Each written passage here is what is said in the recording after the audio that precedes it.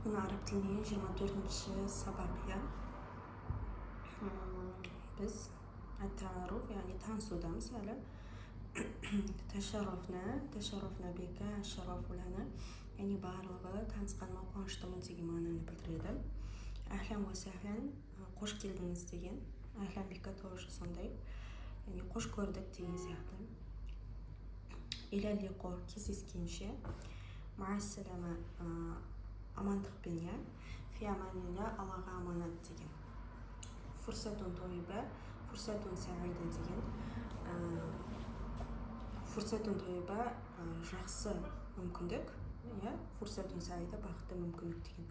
Жалпы екеуін танысуы сәтті болды ғой. Сол себепті осылай айтса болады. Яғни фурсатун тойба, фурсатун саида деген сияқты. Иля лиқо, кездескенше, я. Енді бүгін ереже өтеміз. Әл-қауаид деген ереже деген сөз. Ахлан деген қош келдіңіз. Бүгінгі өтетін ереже ат-домайрул муфрада деп аталады. Яғни бұл муфрад деген ол бірлік, яғни бір дегенді білдіреді. Ат-домайр, дамайр. Яғни әна, әнта, әнте, хуа, хия дегенді өттік қоям. Әна, мен, әнта сен ертегінде, әнти сен қыз дегенде, хуа ол ертегінде, хия ол әйел дегенде. Енді мен, сен, олды жүктеу есімдігіне қосамыз. Менің, сенің, оның. Яғни исім деген сөз исім ғой. Сол исімге иді жалғаймыз. Менің дегенде. Сөзде исім болса, исми менің есімім болады. Міне қызылмен белгіленіп тұр. Дәл сол секілді кә деген сенің ертегінде. Исму кә, сенің есімің.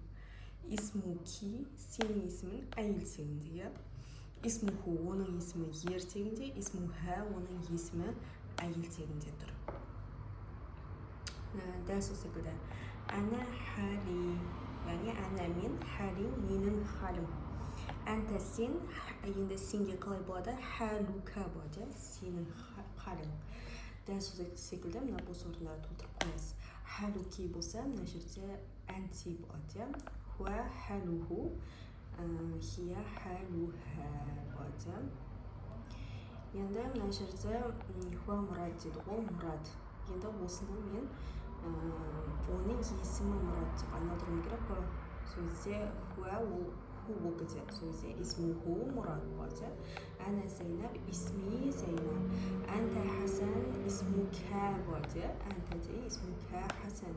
Әнти Аиша, исмуки Аиша. Хуа Али, исмуху Али.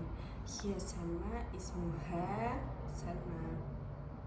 Енді исми Адил, менің есімім Адил деп тұр. Енді мен оны керісінше исми менің дегенде тек мен дегенге айналдырам.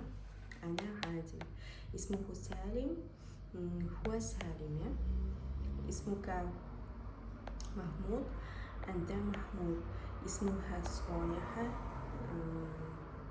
исмуха болса, хия Солиха. Исми Карима, әна Карима. Исмуки Марьям, әнти Марьям. Жалпы түсінікті деп ойлаймын. Осы сабақтарда жаттап аласыздар.